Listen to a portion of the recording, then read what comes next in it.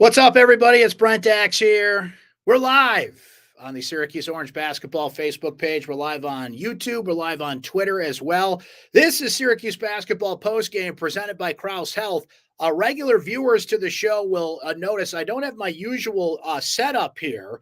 I wasn't planning on doing a postgame show. This is an impromptu, almost emergency postgame show after a wild basketball game at the JMA Wireless Dome. Syracuse loses to Bryant 73-72. They fall to 3-3 on the season. This is all presented by our friends at Crouse Health. And wow, what a crazy game at the Dome. And bottom line is we'll highlight some of your comments as we go here, folks.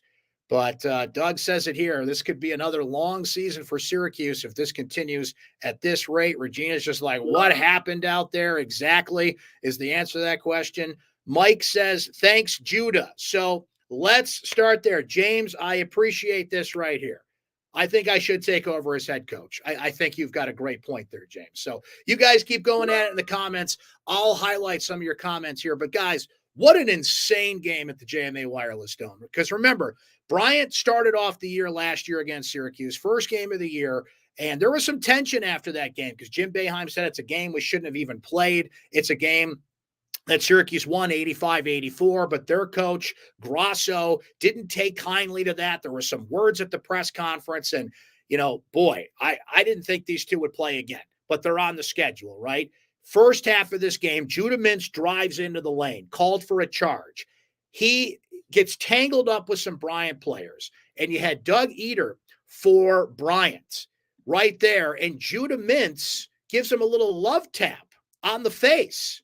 Now, technically, it's a slap. It wasn't like a wind-up slap, but he did one of those. He slapped him on the face. So Eder responds by winding up and hitting him on the face, right?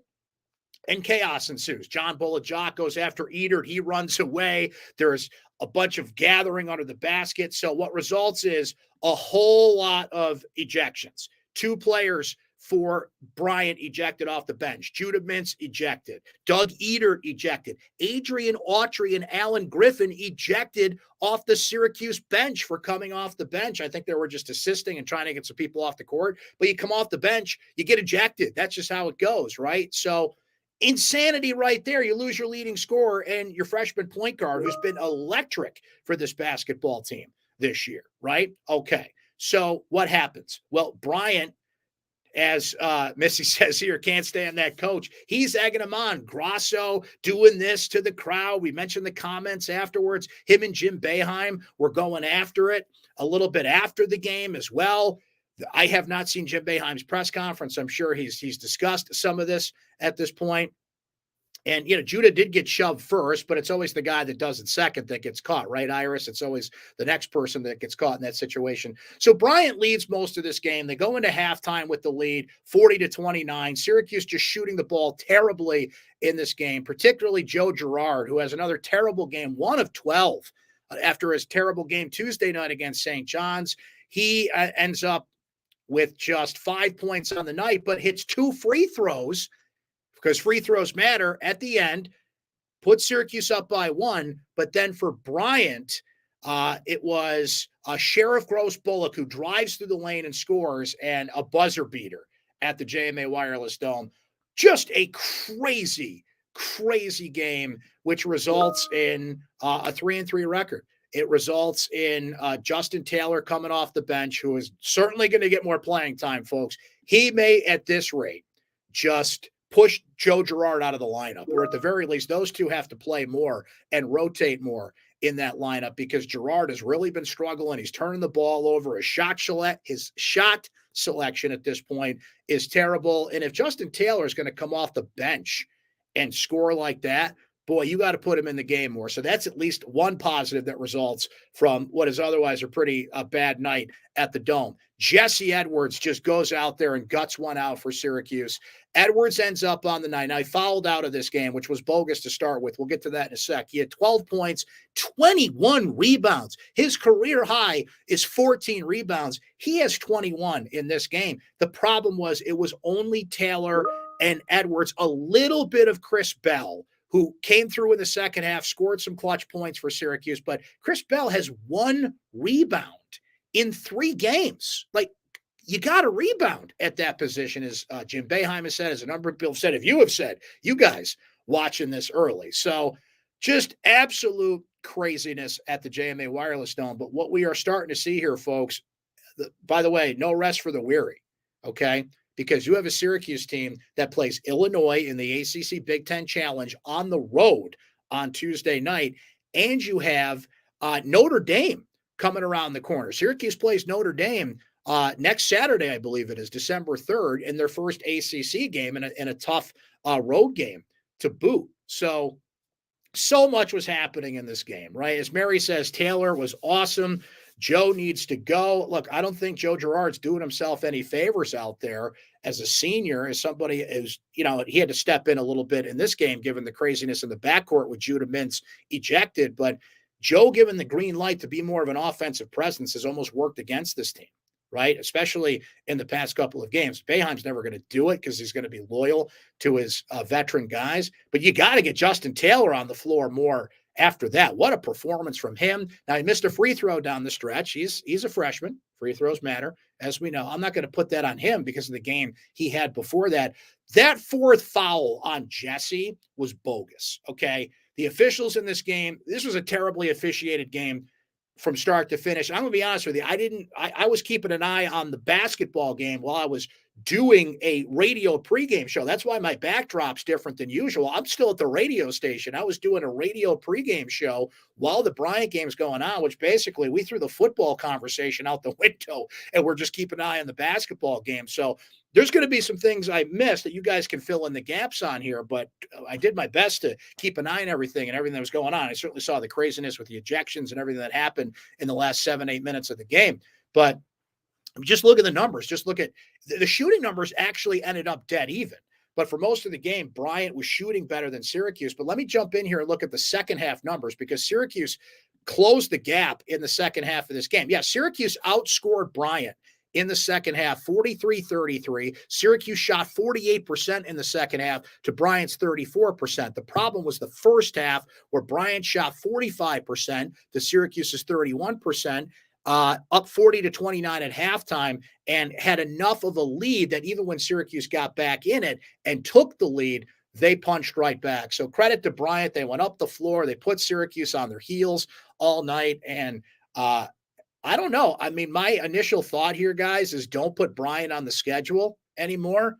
But from an entertainment standpoint, who doesn't want to see Bryant on the schedule? These are great games.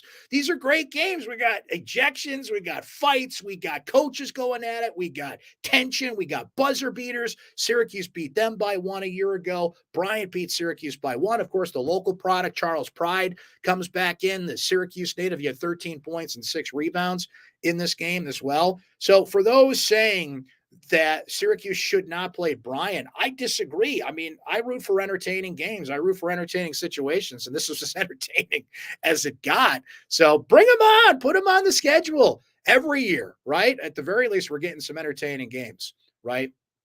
I'm just highlighting a bunch of your comments here. Sorry, I'm not reacting to all of them, but I want to highlight as much as we can here because you guys are coming fast and furious with it. Marcia says, though shooters go through slumps, Girard has cost a young team during their 3 games. Marcia, that's absolutely right. This is not just, Joe's in a little bit of a slump and he'll get over it. No, he has been bad. I mean, the points have been up there a little bit, but these past 2 games, like I said, shot selection. He only has 1 turnover in the game, and it's the play right at the end. Now, he hit the free throws. He almost, to pull a Dumb and Dumber here. And then you went and totally redeemed yourself with the free throws. But he went 1 for 12 in this game. If Joe doesn't score, he doesn't bring anything else to the table. He's not a good defender. He's not a good he can be a good passer at times. He had to run the point last year. But what is the redeeming value of Joe Girard out there when he doesn't score? That's the problem, is other players out there can do some other things, but he's a scorer, he's a shooter, and when he doesn't score, he doesn't shoot, he's basically useless out there. So Jim has got to get away from this loyalty. And how many minutes did he play in this game? And mind you, Judah Mintz was out. So, this stats kind of warped a little bit considering what the backcourt situation was. He played 36 minutes in this game, but he would have played 36 minutes if Judah Mintz didn't get ejected, right? I think you've got to look at it by game situation. He's hurting you more than he's helping you. You could put Symir in there to run the point with Justin Taylor, who was great in this game. In this game, Justin Taylor might come out and fall on his face in the next game as a freshman, right? We shall see. Scott wants a post-game show after the soccer game. I don't know, Scotty. I'll think about that. The Bills aren't playing on Sunday, so I don't know. Maybe Uncle Brent will pop on there. We're certainly going to give a little bit more love to the soccer team in other ways, so stay tuned for that coming up here. This is not going to be as long of a post-game show as usual because we got a football game starting in 20 minutes that I've got to cover and watch. So let me just highlight some more of your comments here and see what you guys are saying here. I'm just going through them here. Letting you guys take a moment to absorb some of these. A lot of you guys and gals blowing off some steam here in the chat. That's what we're here for. Like I said, I wasn't planning on doing a post-game show, as you can tell by my impromptu background here. At least the lighting's pretty good, right? Let's see. Neil says, with all due respect, I don't want to see fights and ejections. I want to see SU back to who they were years ago. And that would be a 30-point win against teams like Bryant. Look, there's better teams in college basketball. There's better players around college basketball, but for Bryant to come in and get back-to-back years of 1-point wins, for Colgate to beat Syracuse, for St. John's even to beat Syracuse 4 times in a row, with the 4th win being Tuesday night, this is just the sign of the slide that Syracuse basketball has continued to be on. That's important to note, RJ. I'm glad you brought that up. For those wondering what was going on with Benny Williams, he was throwing up before the game. Apparently he's not feeling well. He played 8 minutes, just couldn't be out there, wasn't himself. So that was not a coach's decision. That was more of illness on Benny Williams' part. So in case you guys were wondering about that, just going to highlight some more here as we go. Mary Ellen there about how tough of a loss this one was. Michael says Taylor didn't want the ball. If he is in shooting range, can't have him as the second guard. Looked like the way he was going for someone else to help when Joe was in the trap. I don't know. I like what I saw from Justin Taylor out there, mind you. Not to pull a basketball coach here, but I do want to watch the film of this and absorb it better because I had one eye over here watching basketball and had the other part of my brain trying to do a radio pregame show at the same time. So I want to see some of what you're talking about there. But I mean, Justin Taylor did absolutely what he needed to do in a game like this. And, look, a lot of people are starting to point at Boeheim. When does he walk away? If this is another losing season, did he stretch it a little bit too far here? It's only 6 games into the season, but we said that last year after the battle for Atlantis. And I think we kind of knew something was wrong then. I think we can kind of see the same thing with this men's basketball team at this point as well. All right, guys, I hate to shut this off early, but like I said, this was an impromptu post-game show. It's currently 10 after 7 as we talk here live. I got to cover a football game too, so I want to make sure I'm in place to watch that and do that. And we'll be back tonight.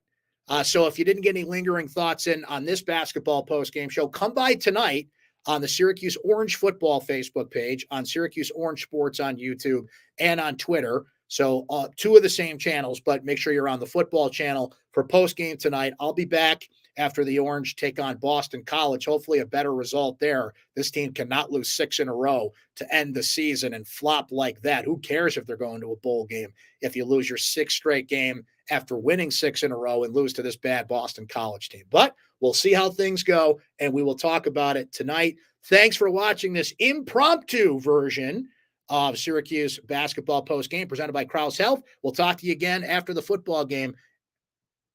Thanks for coming by, friends.